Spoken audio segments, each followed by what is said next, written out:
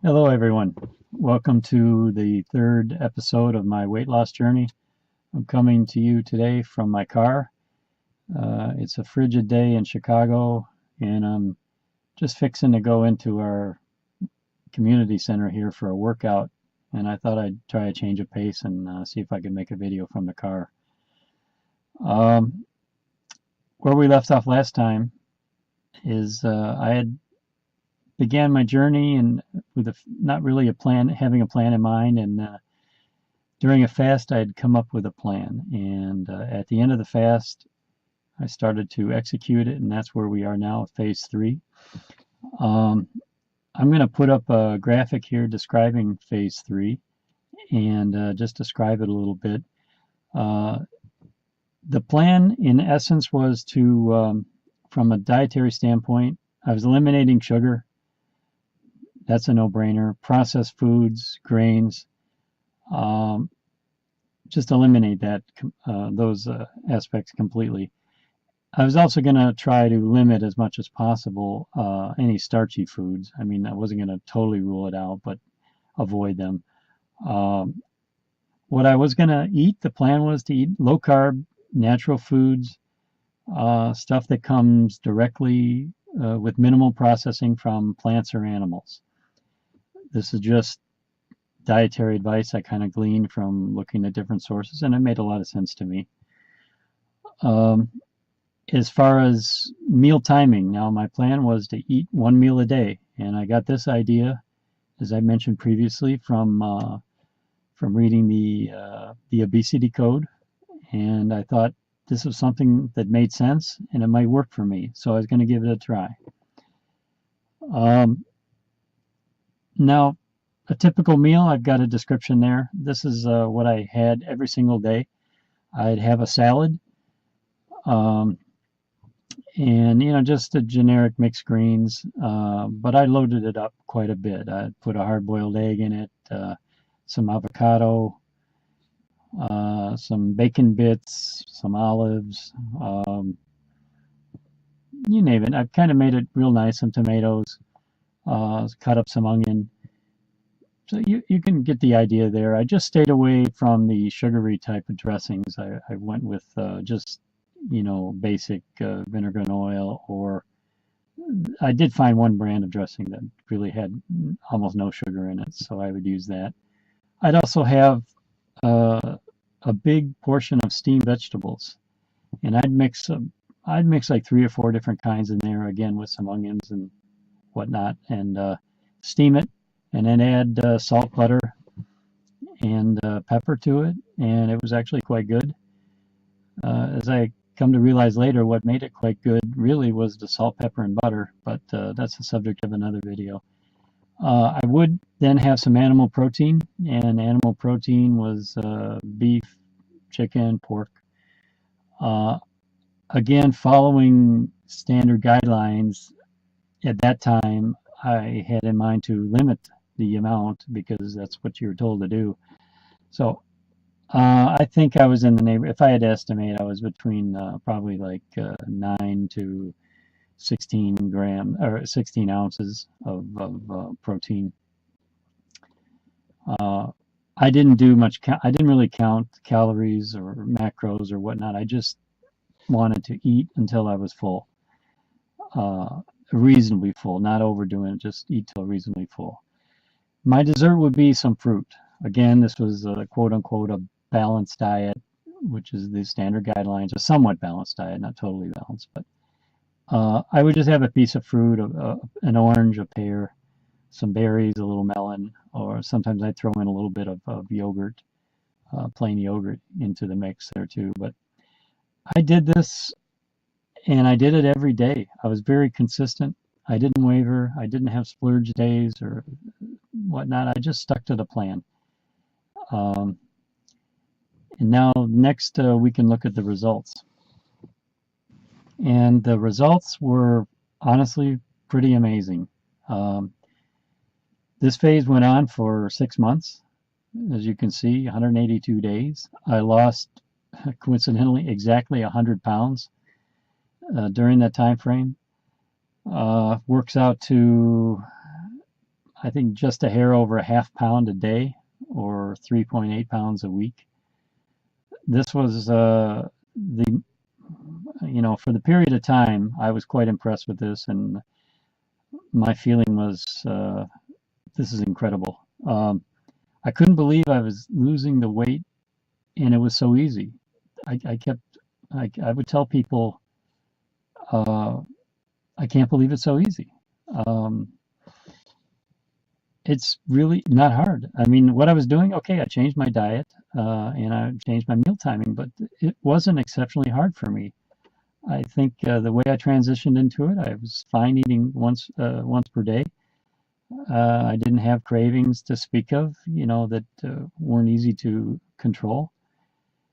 To be honest, I was always waiting for the other shoe to drop, waiting to hit some impenetrable plateau, but it didn't happen. It just went on and on and on. So I didn't change anything up until I did in a while after a certain time. That'll be the subject of the next video, and that's when I wanted to start adding more exercise. By the way, during this period here, there was no exercise, but except for right towards the end, I started walking a little bit and doing a little bit of jogging. I think I may have mentioned. So this was really working well for me, and what I found puzzling is if you search around on the web in literature on intermittent fasting, you don't find much on eating once per day. Maybe in passing it's mentioned as an idea, but most of what you find out there are in intermittent fasting is there's the 5-2 diet. I think that's called the warrior diet, or alternate day fasting, or there's the 16-8 where you confine your eating to 8 hours, which essentially in my mind means you skip breakfast. I mean, it's not very restrictive if you ask me, but not much on just one meal a day. I think I was about 5 months into my one meal a day experience, and one day I happened upon a YouTube channel, and it's called OMAD Revolution. And I want to give a shout out to OMAD Revolution, because this is a channel, the guy, similar to me. He'd already done this whole process. He used one meal a day in a certain system that he made, and he lost a tremendous amount of weight, like 180 pounds.